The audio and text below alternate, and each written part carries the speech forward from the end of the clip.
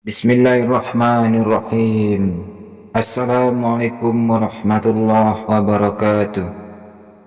Sahabat Isra Official yang dirahmati Allah, kali ini saya akan menceritakan berbagai persiapan perang menuju Uhud. Sebelum mengikuti video kami, silakan subscribe dan tekan tanda loncengnya.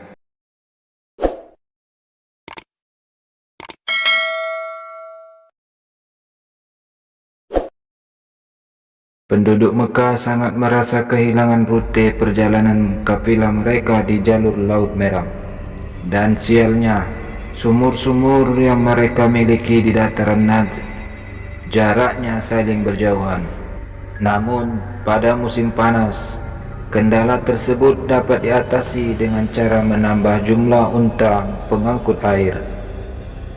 Mereka memutuskan untuk mengutus satu kafilah besar ke Irak yang sebagian besar membawa kepingan perak dan bejana perak yang berharga 100.000 dirham. Kafilah itu dipimpin oleh Safwan. Beberapa orang Yahudi Madinah mendapatkan informasi bahwa tentang kafilah tersebut, dan seorang Ansar mendengar pembicaraan mereka. Nabi yang sangat mengenal bakat kepemimpinan Zaid, beliau mengutusnya sebagai pemimpin 100 pasukan berkuda untuk mencegat kafilah tersebut di Qarada, sebuah tempat utama persediaan air sepanjang rute perjalanan itu. Kekuatan pasukan tersebut relatif kecil, tetapi Zaid pandai mengatur strategi penyerangan yang efektif.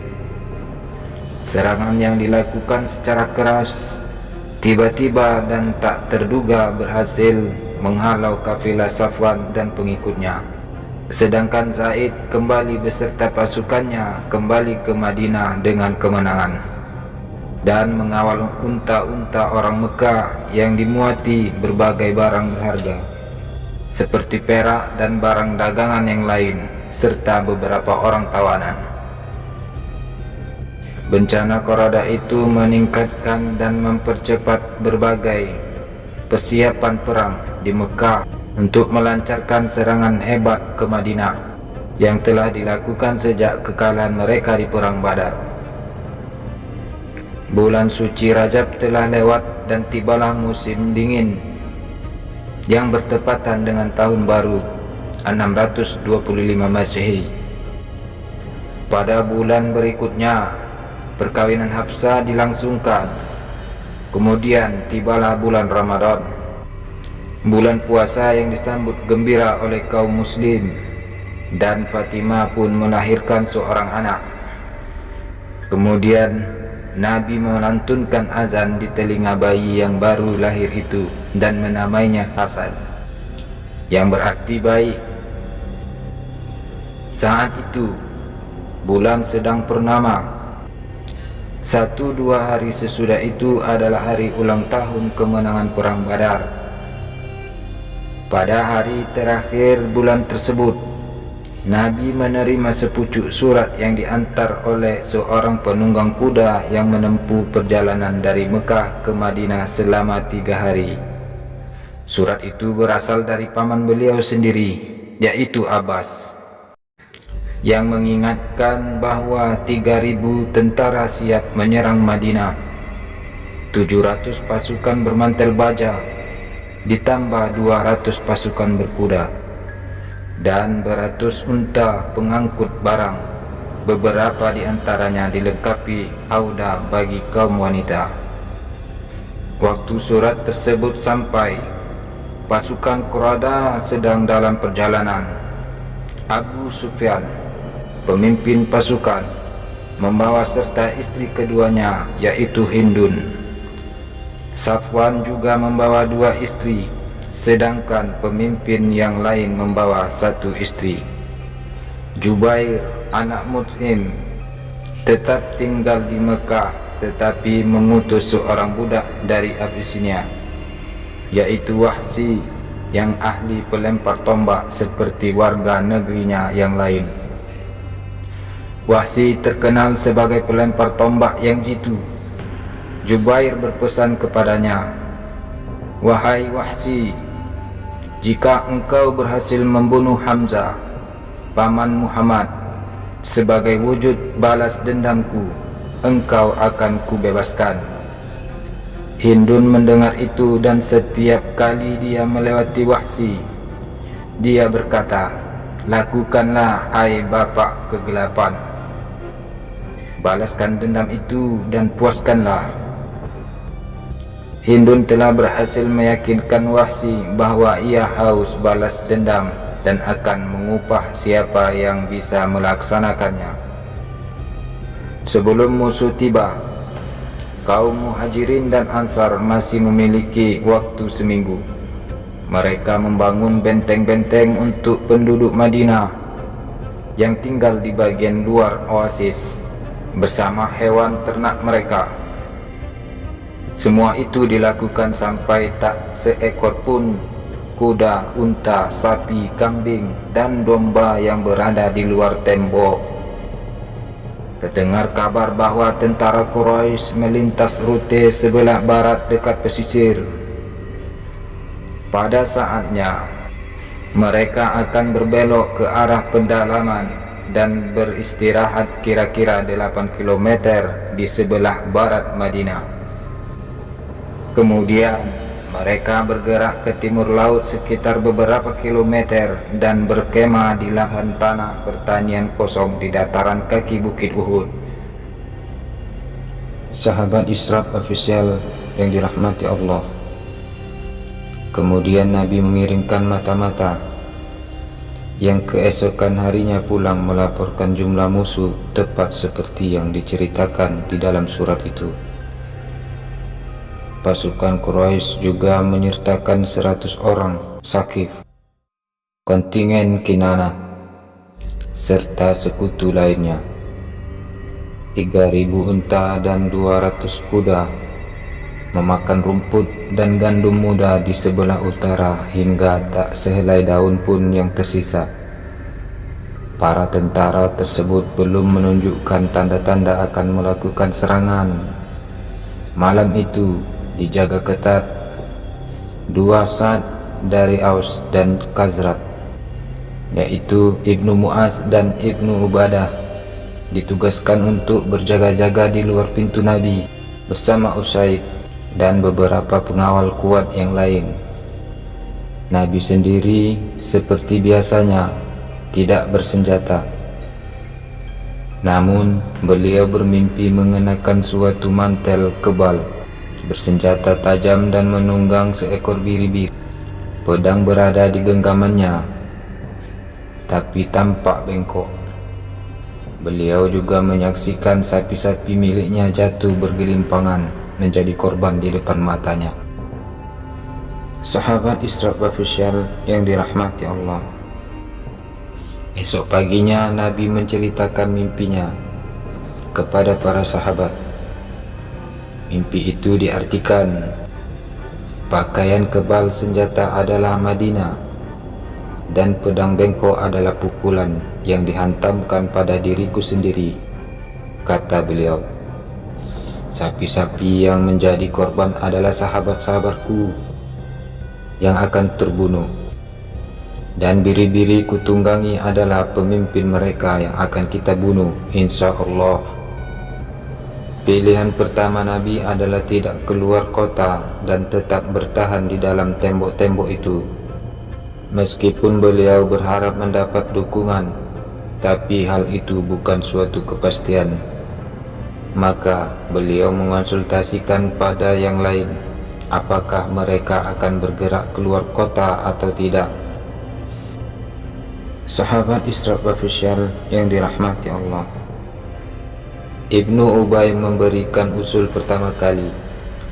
Kota kita adalah laksana perawan yang tak pernah bersalah kepada kita.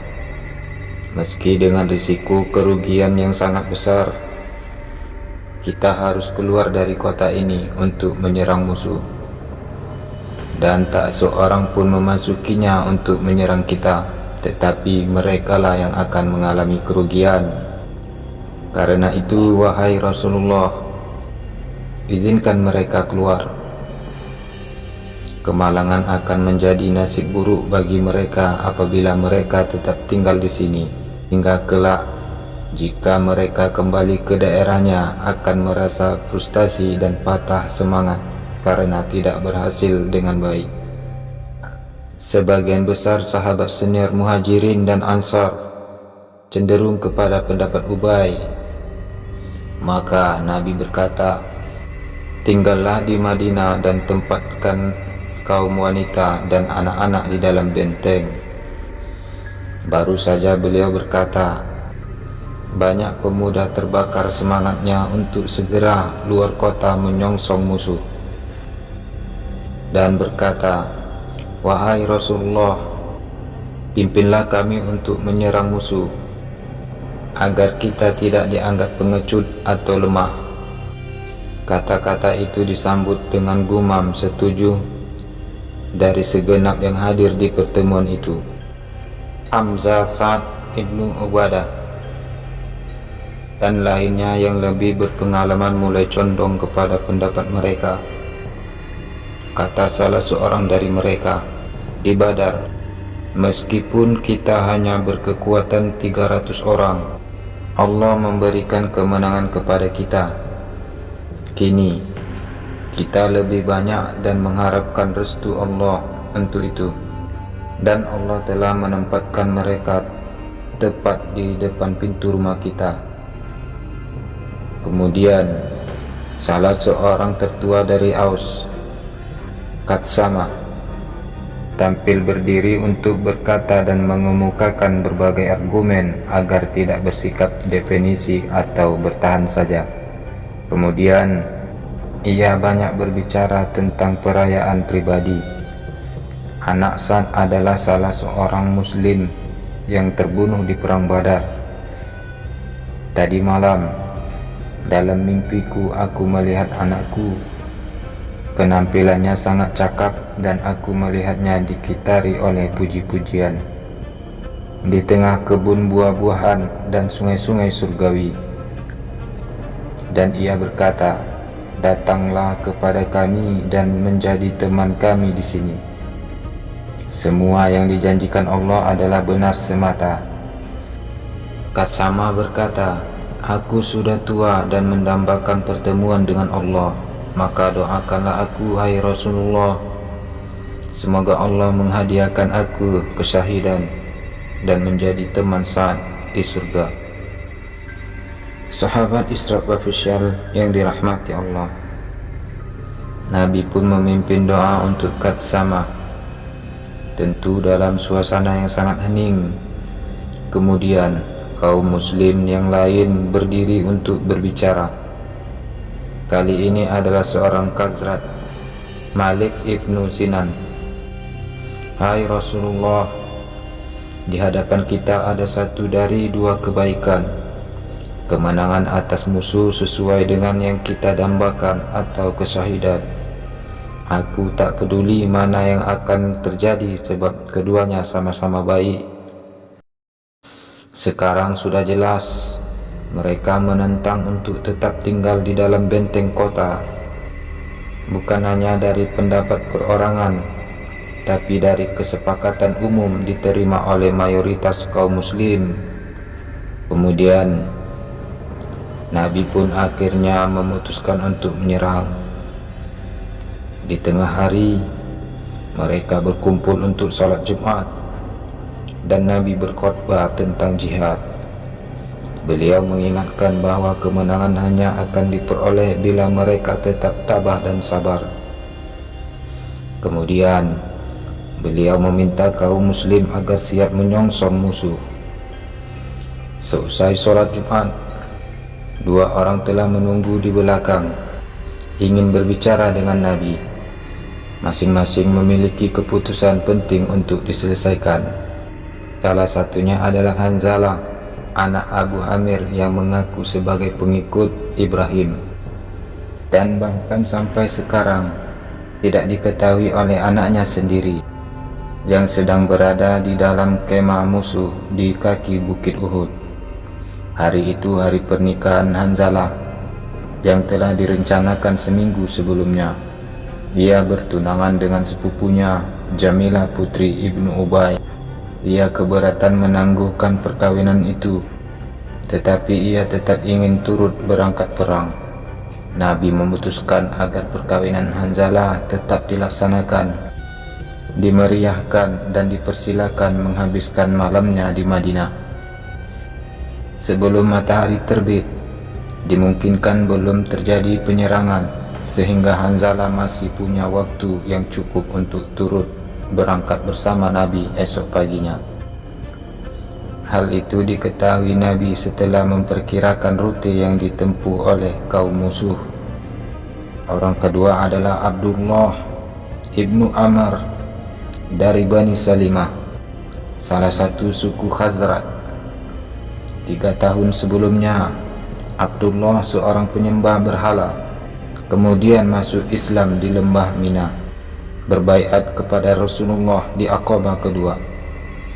2 atau 3 hari sebelumnya, Abdullah bermimpi seperti yang disampaikan Qatsama di pertemuan tadi.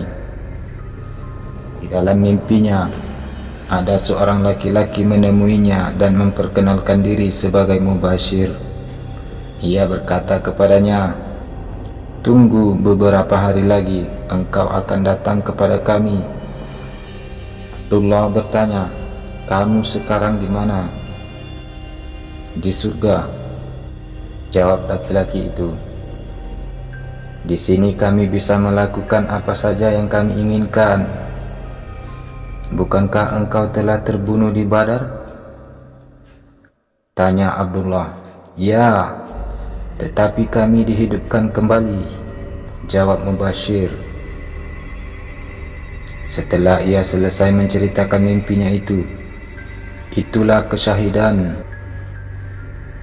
Sebenarnya Abdullah telah memahami hal itu di dalam batinnya, tetapi ia menginginkan suatu penegasan dari Nabi. Ia pun pulang, bersiap-siap untuk berangkat perang dan mengucapkan selamat tinggal kepada anak-anaknya. Istrinya telah meninggal belum lama. Sejak itu ia meninggalkan seorang anak laki-laki, Jabir, yang kini telah tumbuh dewasa, dan 7 anak perempuan sebagai adik Jabir. Jabir sudah kembali dari masjid dan tengah sibuk dengan senjata dan baju bajanya. Sebagai orang yang tidak ikut di perang Badar, kali ini ia ingin sekali ikut dengan Nabi. Namun ayahnya berpendapat lain.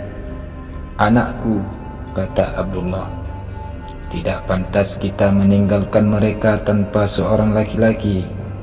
Mereka masih muda dan lemah. Jadi aku khawatirkan mereka.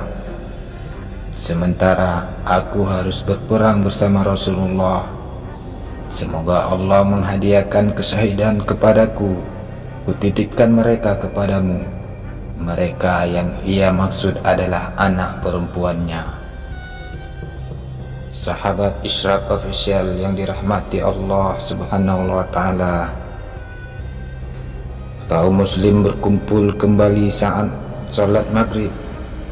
Saat itu orang-orang Madinah atas turut berkumpul di masjid. Sesudah sholat, Nabi membawa masuk Abu Bakar dan Umar ke rumah beliau untuk membantu Nabi mengenakan pakaian perang. Sementara itu, orang-orang menyusun barisan di luar.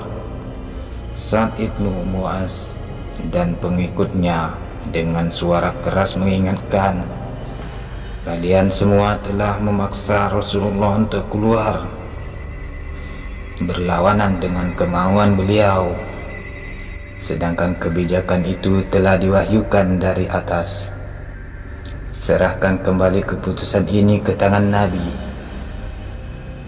Persilahkan beliau menentukan sekali lagi." Ketika keluar, Nabi melilitkan sorban di kepalanya, mengenakan pelapis dada, dan memakai rompi baja, diikat dengan ikat pinggang tempat pedangnya diselipkan. Nabi mengenakan penopang perisai untuk pedangnya yang disilang di punggungnya. Banyak kaum muslim menyesali kata-kata mereka sebelumnya. Begitu Nabi muncul, mereka berkata, "Wahai Rasulullah, sungguh tidak pantas kami menentangmu dalam hal apapun. Maka putuskan dan kerjakan apa yang terbaik menurutmu." Nabi menjawab, "Tidak pantas seorang Nabi melepaskan baju baja yang telah dikenakan sebelum Allah menentukan antara ia dan musuhnya. Maka kerjakan yang telah kuperintahkan. Majulah dengan nama Allah. Jika kalian sabar dan tabah, kemenangan di pundak kalian."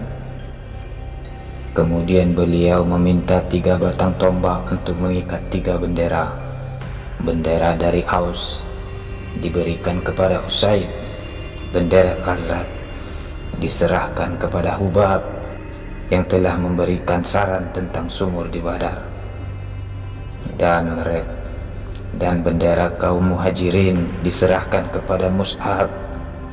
Setelah itu Nabi menunjukkan Abdullah ibnu Maktum yang buta untuk menjadi imam selama beliau pergi. Nabi menaiki kuda yang diberi nama Sak, memanggul busur panah, dan menggenggam tombak.